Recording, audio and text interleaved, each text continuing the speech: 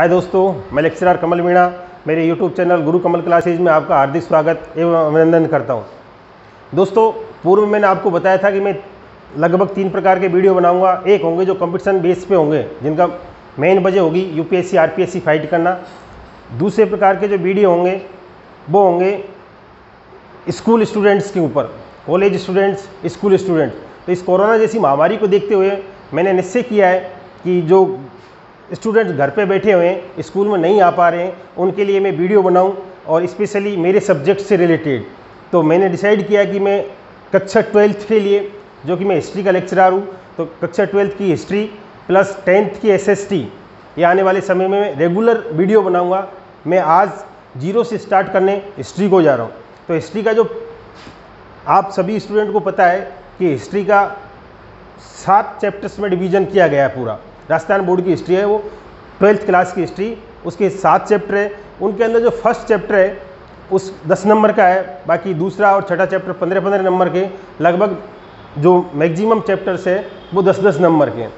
तो आप एग्ज़ाम के उद्देश्य से प्लस हिस्ट्री एक ऐसा सब्जेक्ट है जिसमें आप अपने फ्यूचर को ब्राइट कर सकते हैं और उसमें आप अपने चाहे यूपीएससी दें, चाहे आरपीएससी दें, चाहे आप लेक्चरशिप के लिए दें, चाहे प्रोफेसर के लिए दें, अगर हिस्ट्री को आपने ढंग से कर लिया और वो भी किस स्तर पे, 10th और 12th के स्तर पे, तो भविष्य में कोई भी कंपटीशन के एग्जाम देंगे तो आपको पीछे मुड़ने की ज़रूरत नहीं है। अगर यहाँ पे आपने जो अपने बेस है उसको स्ट्रॉन्ग कर लिया तो मैं कोशिश करूँगा कि आपके बेस को आप ढंग से, हिस्ट्री के बेस को आपको ढंग से समझा पाऊँ और भविष्य में आपको कोई प्रॉब्लम हिस्ट्री के अंदर न रहे। तो अब आते हैं, पहला चैप्टर लेते हैं जिसका नाम है भारत का वैभवपूर्ण अतीत। भारत का वैभवपूर्ण अतीत है, नाम से, शब्दों से क्लियर हो जाता है कि वैभवपूर्ण अतीत मतलब कुछ ऐसी चीज़ें हैं जो अच्छी हैं, फेवर में, जिसे जिसके ऊपर अपन वी शुड प्राउड ऑन, हमें प्राउड करते हैं उनके ऊपर कि यार ये चीज़ हैं, उनको हम यहाँ पे पढ़ेंगे कि हमारे भारतीय इतिहास की ऐसी कौन कौन सी चीज़ है जिन पे हम एक प्राउड फील करते हैं एक एज ए इंडियन होने के नाते। तो वहाँ पे इन चीज़ों के बारे में हम जानकारी लेंगे। भारत का वैभवपूर्ण अतीत, भारतीय इतिहास की जानकारी के स्रोत। अब भारतीय, देखो, सबसे पहले जब आप इतिहास पढ़ने जाते हो तो सबसे पहले कोई भी इतिहास पढ़ो, चाहे आप कोई गाइड उठाओ, चाहे बुक्स उठाओ, सबसे पहले उसमें यही चीज़ दी होती है कि भारतीय इतिहास की जानकारी के स्रोत क्या क्या है, मतलब भारतीय इतिहास की जानकारी स्रोत कहाँ से हम प्राप्त कर सकते हैं। तो उसमें 2 प्रकार का इतिहास की जानकारी के स्रोत होते हैं। एक तो साहित्यिक होते हैं जो लिखित रूप में होते हैं, साहित्य में, बुक्सों में अवेलेबल होते हैं। दूसरे होते हैं पुरातात्विक, जो कि किसी शिलालेख पे, अभिलेख पे, मुद्राएं, इस टाइप के होते हैं, वो पुरातात्विक, जो कहीं उत्खनन वगैरह से हम प्राप्त करते हैं। तो साहित्यिक और पुरातात्विक 2 प्रकार के होते हैं। अब बात करते हैं हम कि विष्णु पुराण, जो 12वीं क्लास की किताब, उसमें दिया हुआ है कि विष्णु पुराण में उल्लेख मिलता है इस बात का कि जो समुद्र से नॉर्थ में या समुद्र से उत्तर में प्लस हिमालय के दक्षिण में जो भूभाग स्थित है उसको क्या कहा गया, भारत कहा गया है। और उसमें जो रहने वाली संतति है, उसमें रहने वाली जो प्रजा है वो क्या कहलाती है, भारतीय कहलाती है। जैसे आप सभी को पता है कि भारतीयों को यूनानियों ने भारत का नाम क्या दिया था, इंडिया दिया था। और धर्म के आधार पर जो इस्लामिक इतिहासकार हुए उन्होंने भारत का नाम क्या दिया, हिंदुस्तान दिया। तो जो हमारे भरत राजा थे, भरत के नाम पर भारत का नामांकन हुआ और भारत कहलाया। तो यहाँ पे हम भारत की इतिहास पढ़ने जा रहे हैं, वैभवपूर्ण इतिहास। विष्णु पुराण में क्लियर लिखा हुआ है कि समुद्र के उत्तर में, अर्थात हिंद महासागर के जो उत्तर में जो जमीन की पार्ट है और हिमालय के दक्षिण में जो भूभाग है वो क्या कहलाता है, भारत कहलाता है। That's clear. अब नेक्स्ट टॉपिक आ जाता है भारतीय इतिहास की जानकारी के स्रोत। भारतीय इतिहास की जानकारी के स्रोत में अपन सबसे पहले, मैंने कहा कि 2 डिवीजन में बांटा गया है, साहित्यिक स्रोत और पुरातात्विक स्रोत। तो साहित्यिक स्रोत को भी हम 2 भागों में बांट सकते हैं। साहित्यिक स्रोत है उसको 2 भागों में बांट सकते हैं, एक तो धार्मिक स्रोत और एक है धर्मेतर। धार्मिक का मतलब जिसमें धर्म के बारे में उल्लेख मिलता हो, मतलब लिखा तो वो धर्म के ऊपर गया था लेकिन कहीं न कहीं हमको उनसे क्या है, इतिहास की भी जानकारी हो जाती है। जैसे कि जैन धर्म है, जैन धर्म के ऊपर लिखा गया लेकिन उससे संबंधित जो तत्कालिक राजा थे तो उसकी जानकारी हमें मिल जाएगी। है तो धर्म, जैसे बौद्ध धर्म लेते हैं, बौद्ध धर्म की, हमें बौद्ध धर्म के बारे में पढ़ते हैं तो बौद्ध धर्म में लेंगे कि हम जो बौद्ध संगीतियाँ हुई, बौद्ध संगीतियों के बारे में ले लेंगे, बौद्ध संगीति किस किस के समकालीन राजा कौन कौन थे, कौन कौन से फील्ड में हुई, तो उस प्रकार की हमें जानकारी देती है। तो धार्मिक थे तो वो धार्मिक ग्रंथ लिखे, धर्म को लेके गए, उनका मूल आधार क्या था, धर्म था, लेकिन उसके बावजूद ही उनको क्या किया गया था, उनको कहीं न कहीं हमें इतिहास की जानकारी मिलती है। जैसे कि हमारे भारतीय साहित्य के पुराण हैं, तो पुराणों में हमें भारतीय साहित्य मतलब संस्कृति की जानकारी तो मिलती है, उसके साथ हमारे जो राजा महाराजा थे, किस प्रकार के यज्ञ होते थे, किस प्रकार की प्रजा प्रेम था, किस प्रकार के शासक थे, इसके बारे में भी हमें जानकारी मिलती है। तो ये धार्मिक साहित्य होता है। और एक होता है धर्मेत्तर, मतलब धर्म से परे। धर्मेत्तर का मतलब होता है धर्म से परे। तो वो धर्मेत्तर जिसमें शुद्ध साहित्य भी आ सकता है, इसके अंदर वंशावलियाँ भी आ सकती है, जिसके अंतर्गत है ना कोई व्याकरण से संबंधित भी चीज़ आ सकती है। तो ये इस प्रकार का जो साहित्य है, तो साहित्य को दो भागों में बांटा गया है, एक साहित्यिक स्रोत, धार्मिक स्रोत, और एक है धर्मेत्तर। अब जो धार्मिक स्रोत है उसको भी 3 डिवीजन किए गए हैं। पहला है ब्राह्मण साहित्य, दूसरा है बौद्ध साहित्य, और तीसरा है जैन साहित्य। तो ब्राह्मण साहित्य नाम से ही पता चल जाता है, ब्राह्मण। आप सभी को पता है कि जो हम हिंदुस्तान वासियों का जो धर्म है, जिसको अपन सनातन धर्म के नाम से जानते हैं, वो सनातन धर्म का जो उद्भव हुआ है वही ब्राह्मण साहित्य है। ब्राह्मण साहित्य का मतलब होता है, जैसे कि अपने वैदिक व्यवस्था को पढ़ा होगा आपने, तो वैदिक व्यवस्था के अंदर जो वेद है, 4 वेद, ऋग्वेद, यजुर्वेद, अथर्ववेद, सामवेद, उन वेदों में जो क्लासिफिकेशन करते हैं अपन, किसका वर्ण व्यवस्था का क्लासिफिकेशन करते हैं, तो उसमें सबसे टॉप पे कौन आता है? ब्राह्मण टॉप पे आता है। दूसरे नंबर पे क्षत्रिय आता है, तीसरे नंबर पे वैश्याचार्य, चौथे नंबर पे कौन आता है? शूद्र आता है। तो सबसे टॉप पे ब्राह्मण था। तो ब्राह्मण क्या कर रहा है? मतलब हमारे समाज का नेतृत्व कर रहा है, समाज का उसको आदर्श माना गया है। तो इसीलिए उसको किस रूप में देखा गया है? उसको देखा गया इसलिए सारा साहित्य किस रूप, क्या नाम से जाना गया? ब्राह्मण साहित्य के नाम से जाना गया। That's clear. अब ब्राह्मण साहित्य, अब ब्राह्मण साहित्य मैंने बताया आपको, इसमें वेद भी आएंगे, वेदों के उपवेद। वेद है मेन, ऋग्वेद, सामवेद, यजुर्वेद, अथर्ववेद। जैसा कि आप सभी को पता है कि ऋग्वेद सबसे प्राचीन वेद है भारत का। इसके अंदर 1028 सूत्र है, 10 मंडलों में विभक्त किया गया है। जो 2 मंडल से लेके 7 मंडल तक ये ऑथेंटिक पुराने मंडल माने जाते हैं, और 9वां 10वां प्लस प्रथम मंडल इनको बाद के मंडल माने जाते हैं। ये ऋषियों के नाम पे इनका नामांकन हुआ इन मंडलों का। ब्राह्मण साहित्य, वेद, वेद में आपको पता है ऋग्वेद हो गया, ऋग्वेद के बाद अथर्ववेद, सामवेद, वेदों के बाद फिर इसका उपवेद डिवीजन आता है। वेदों के उपवेद कौन से हैं? अथर्ववेद वगैरह, इनके सबके अपने अपने उपवेद ही हैं। उपवेदों के बाद में फिर आरण्यक क्या आते हैं? आरण्यक क्या थे कि जो ऋषि मुनि होते थे, वो आरण्य का मतलब शब्द में क्लियर छुपा हुआ है। देखो पढ़ाई इसमें एक ही चीज़ खासियत होती है कि आप अगर शब्द को ढंग से उसका पूरी तरह से जान ले कि शब्द क्या कहना चाहता है, शब्द को संधि विच्छेद कर ले, उसको समझ लें, तो आधी पढ़ाई तो आपकी वहीं कंप्लीट हो जाती है। आरण्य, आरण्य का मतलब होता है वन, और जो वनों में लिखे गए साहित्य था वो साहित्य क्या कहलाता है? आरण्यक कहलाता। फिर उपनिषद, उपनिषद का मतलब होता है उप प्लस निषद, निषद का मतलब होता है बैठना, उप का मतलब पास में बैठ के जो ग्रंथ लिखे गए, किनके द्वारा? ऋषि मुनियों के द्वारा। किसके लिए गए थे? अपने गुरुजनों के पास में जो बैठ के लिखे गए थे, वो ग्रंथ क्या कहलाते? उपनिषद कह रहा है। तो आरण्यक, उपनिषद, सूत्र, ब्राह्मण, ये सारे ग्रंथ किस में आते हैं? ब्राह्मण श्रेणी के ग्रंथ ब्राह्मण साहित्य में आते हैं। अब आ जाता है बौद्ध साहित्य। बौद्ध साहित्य जैसे आप सभी को पता है, 6ठी BC में एक धार्मिक क्रांति हुई थी पूरे वर्ल्ड के अंदर। उस धार्मिक क्रांति का नेतृत्व भारत में महात्मा बुद्ध और महावीर स्वामी जी ने किया, जबकि चीन में कन्फ्यूशियस ने किया, यूनान में जरथुस्त्र ने किया। जो धार्मिक क्रांति का नेतृत्व भारत में किया था महावीर स्वामी ने, और तो उन्होंने क्या एक जैन धर्म की स्थापना की। उस एक धर्म को उन्होंने बढ़ावा दिया जो कि जैन धर्म के नाम से कहलाया। उस जैन धर्म के लिए जो बुक्स, किताबें लिखी गई थी, जो जैन धर्म का जिसमें आइडियाज लिखे गए थे, उनको क्या क्या कहा गया है? आगम। क्या कहा गया है? आगम। मतलब पूछा जा सकता है कि किस धर्म के ग्रंथ आगम कहलाते हैं, या जैन धर्म के ग्रंथ क्या कहलाते हैं? तो वो कहलाते हैं आगम। तो आगम में क्या थे? 12 अंग थे, 12 उपांग थे, 10 प्रकीर्ण थे, 6 भेद सूत्र थे, और 4 भेद थे। इस प्रकार से टोटल ये आगम जैन ग्रंथ, जैन साहित्य कहलाया। जैन साहित्य मेनली संस्कृत भाषा में लिखा गया। जैन साहित्य मेनली संस्कृत भाषा में या पाली भाषा में लिखा गया, और जो बौद्ध साहित्य वो प्राकृतिक भाषा में लिखा गया है। तो इनका ये ध्यान रखना, जैन साहित्य में परिशिष्ट प्रबंध है और बहुत सारे हैं, जो कि बौद्ध साहित्य में दीपवंश है, महावंश है, कथावस्तु है, जातक कथाएं हैं, ये सारी किस्में आते हैं, बौद्ध साहित्य के अंतर्गत आते हैं। तो ये अपना धार्मिक स्रोत ब्राह्मण साहित्य, बौद्ध साहित्य और जैन साहित्य कंप्लीट हो जाता है। अब आपको क्या करना है, मैं आपको एक चीज़ दोहरा देना चाहता हूँ कि मेरा वीडियो देखने से पहले आप अपनी संबंधित रिलीवेंट बुक्स खोलें और बुक्स की एक बार पहले रीडिंग मार लें, क्योंकि कुछ शब्द ऐसे होते हैं आपको लगेगा ये शब्द क्या है, एकदम अनजान, क्योंकि आप लाइफ में फर्स्ट टाइम सुनने जा रहे हो उसको। तो फर्स्ट टाइम चाहे अपन कोई शब्द सुने, चाहे फर्स्ट टाइम किसी आदमी इंसान से मिले, लेकिन उस पर्सनैलिटी को कैसे जानोगे जब तक उसको बार बार नहीं मिलोगे, है ना।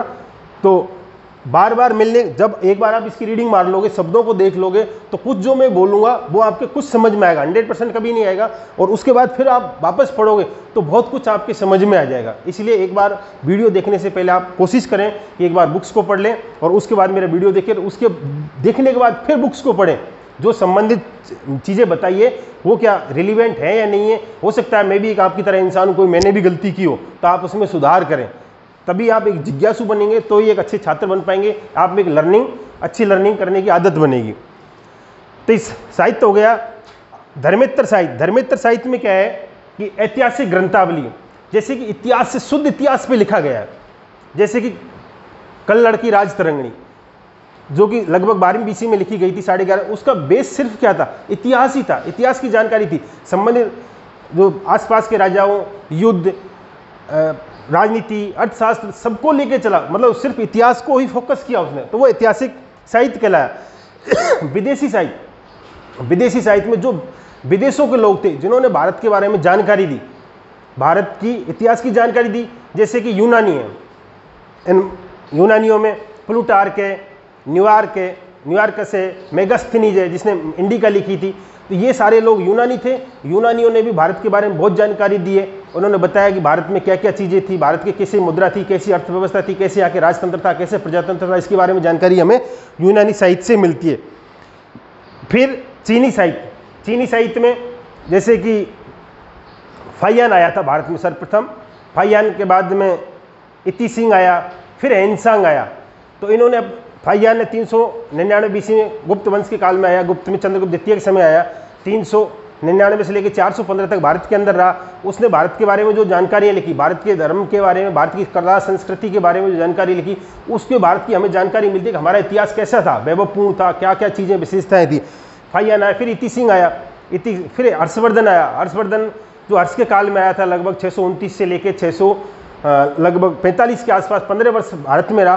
तो उसने भी भारत के बारे में एक किताब लिखी थी जिसका नाम था शियू की, और शियू की किताब में हमको सारे भारत की जानकारी, बौद्ध धर्म की जानकारी, बौद्ध धर्म की संगतियाँ, इनके सारे हर्ष काल के शासनकाल के बारे में हमें ज्ञात होता है। तिब्बत के एक इतिहासकार है प्रसिद्ध, उनका नाम है तारानाथ।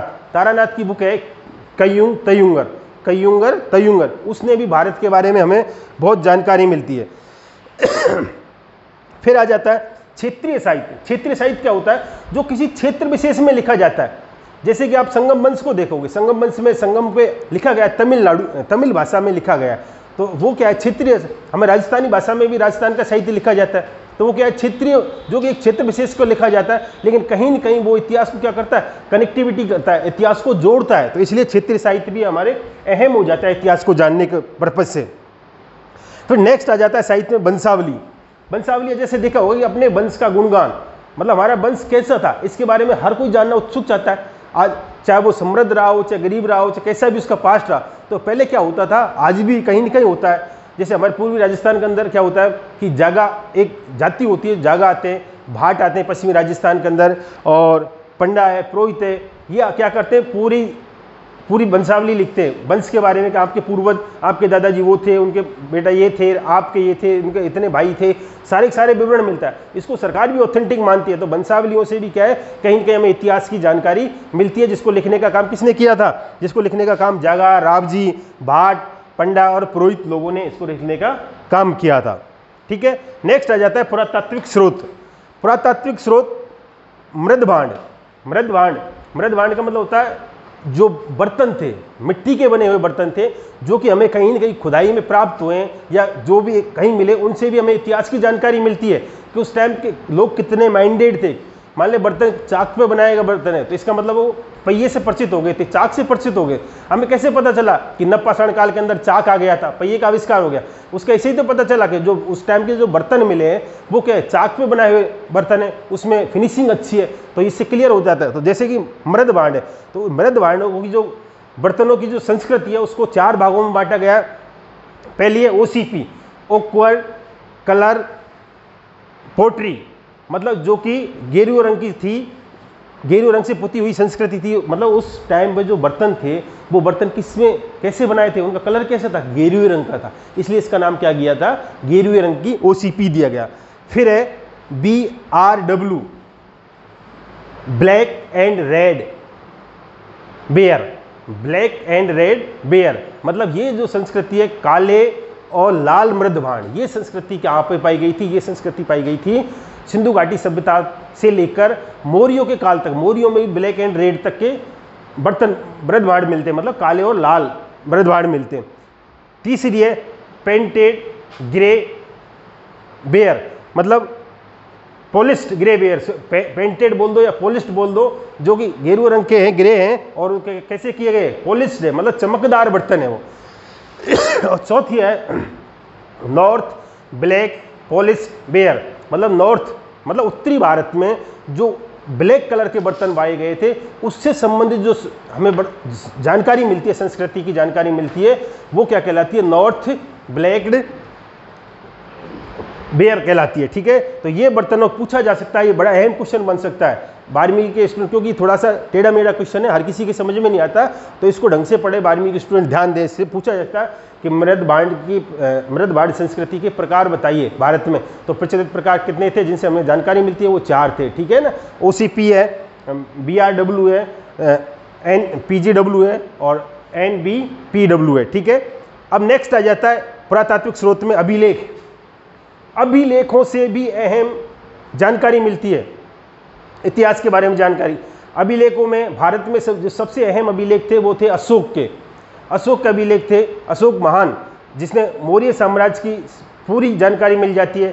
चंद्रगुप्त के भी अभिलेख मिले हैं, समुद्रगुप्त के गुप्त के भी अभिलेख मिले हैं, है ना, रुद्रदामन का भी अभिलेख मिला है। भारत में लगभग सारे राजाओं की प्रथा चल गई थी मौर्य साम्राज्य के बाद में कि सबने अपने अभिलेख खुदवाए, और अभिलेखों से उन्होंने क्या किया, इंडिकेट किया, प्रजा को डायरेक्ट किया कि आपको ऐसे कार्य करने, ऐसे नहीं करने।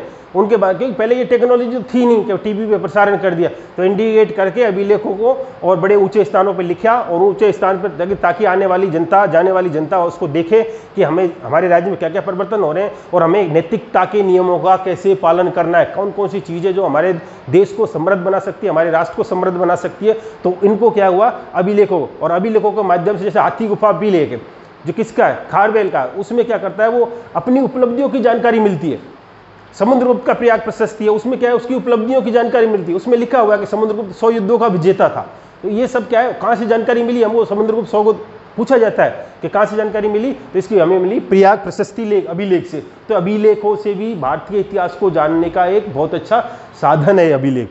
नेक्स्ट है सिक्के एवं मुद्राएं, सिक्के जिसको अपन इंग्लिश में कॉइन्स बोलते हैं, कॉइन्स से भी हमें जानकारी मिलती है इतिहास की कि उस टाइम पे कौन सा राजा था, बाकायदा राजा का नाम लिखा होता है, सन लिखा होता है। अब कॉइन्स ये भी बताते हैं कि अर्थव्यवस्था किस प्रकार की थी।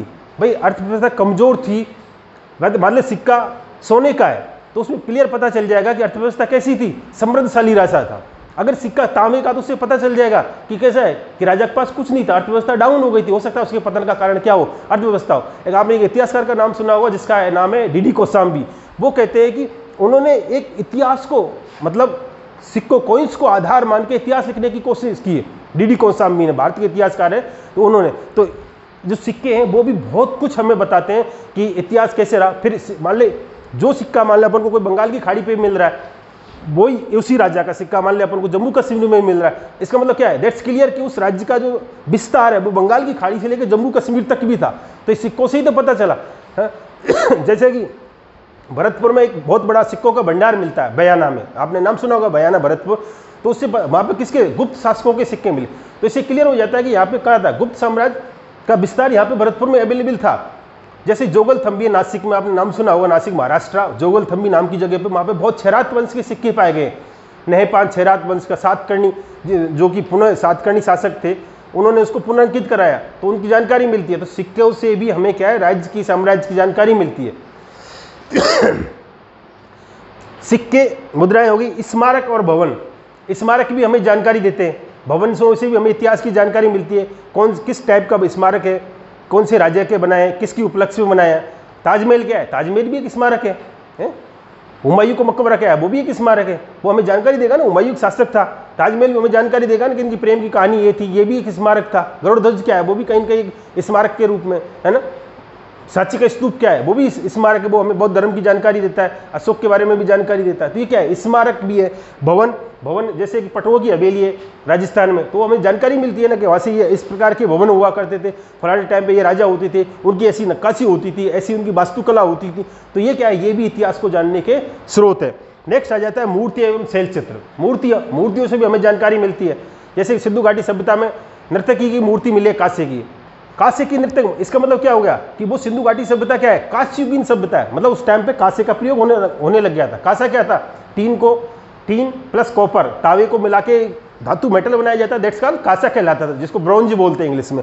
तो ब्रॉन्ज, तो उसका पता कैसे चला हमको, उसका पता हमें उससे चला, सिंधु घाटी में कांसे की मूर्ति मिली, इससे पता चला, है ना। तो ये कहीं न कहीं मूर्तियों से, पत्थर की मूर्ति मिल रही है तो कहीं न कहीं पत्थर से संबंधित है, लोहे की मिल रही है, तावे की मिल रही है ना, तो शंख की, सीपी की। तो इन सारी चीज़ें क्या है, हमें इतिहास की नॉलेज बताती है। और मूर्तियाँ कहाँ से मिल रही है, जैसे बेलन मुद्राएं भी होती थी, जैसे बेलन काल मुद्रा है जो शंख टाइप बनती थी, वो मेसोपोटामिया में भी थी वो, और हमारे यहाँ धौलावीरा सिंधु घाटी सभ्यता में भी मिली है। तो इससे क्या पता चलता है, इससे पता चलता है कि हमारी उनकी संस्कृति, मतलब हमारा उनका अर्थव्यवस्था कहीं न कहीं इक्वल थी। हम मतलब हमारी उनकी मुद्रा हमारे यहाँ पे मिल रही है, हमारी मुद्रा उनके वहाँ पे मिल रही है। इसका मतलब क्या था, आर्थिक आदान प्रदान था, है। तो ये सारी चीज़ें हमें क्या सिखाती है, शैल चित्र, मतलब पहाड़ों में, गुफाओं में चित्र बने। जैसे भीमबेटका की गुफा का नाम सुना होगा आपने, मध्य प्रदेश में। तो वहाँ पे भी क्या है, चित्र बना हुआ है शैलों में।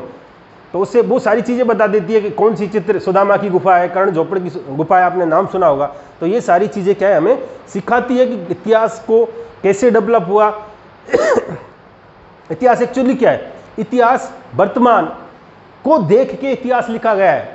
वर्तमान को देख के हम कयास लगाते हैं। जैसे सिंधु घाटी सभ्यता में आपने पढ़ा होगा, मैं आगे पढ़ाऊंगा, एक स्वास्तिक होता है ना, स्वास्तिक अपने हिंदू धर्म का एक चिन्ह होता है जिसको अपन अच्छा मानते हैं, शुभ अवसरों पे लगाते हैं। तो स्वास्तिक क्या है, सिंधु घाटी सभ्यता मिला। अब आप कल्पना करो कि अगर आप आज की डेट में अपन स्वास्तिक नहीं जानते, स्वास्तिक किसको बोलते हैं, स्वास्तिक का अपन यूज नहीं करते, तो अपन को कैसे पता होता कि सिंधु घाटी सभ्यता में स्वास्तिक भी प्रचलन में था। कल्पना करो आज अपन तुलसी की पूजा करते हैं, पीपल की पूजा करते हैं। अगर ये तुलसी पीपल को अपन पूजते नहीं, इनको नहीं मानते धार्मिक वृक्ष, तो अपन कैसे अंदाजा लगाते कि सिंधु घाटी सभ्यता में लोग तुलसी पूजते थे, सिंधु घाटी सभ्यता के लोग पीपल का वृक्ष भी पूजते थे। तो ये सारी चीज़ें क्या है, कहीं न कहीं वर्तमान के जो इतिहासकार, हमारी सोच है वर्तमान, उसको कनेक्टिविटी किससे कर रहे हैं, हम इतिहास से कर रहे हैं। इतिहास पढ़ना किस लिए जरूरी है, इतिहास पढ़ना इसलिए जरूरी है ताकि हम भविष्य में ज़्यादा से ज़्यादा हमारा विकास कर सकें। जो भविष्य पास्ट में जो चीज़ें घट चुकी है उनको हम क्या बना ले, प्लेटफॉर्म बना ले, आधार बना ले, सीढ़ी बना ले, और सीढ़ी बना के हम क्या है अपना विकास कर सके।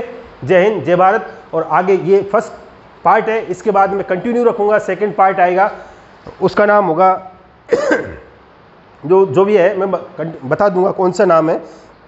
एक सेकंड सर, बताना सेकंड क्या आएगा। हाँ, सेकंड वैभवशाली भारत की उपलब्धियाँ, उसके बाद में भारतीय संस्कृति का विश्व में संचार। ये सारी चीज़ें कंटिन्यू रखेंगे और आप देखते रहें, एक वीडियो को मिस ना करें। हो सके तो कोशिश करें, मैं ये नहीं कहता कि मेरा चैनल आप सब्सक्राइब करो, अगर आपको अच्छा लगता है, आपको लगता है कि हमारे कुछ फ़ायदेमंद है तो करो, बाकी आपकी मर्जी। जय हिंद, जय भारत।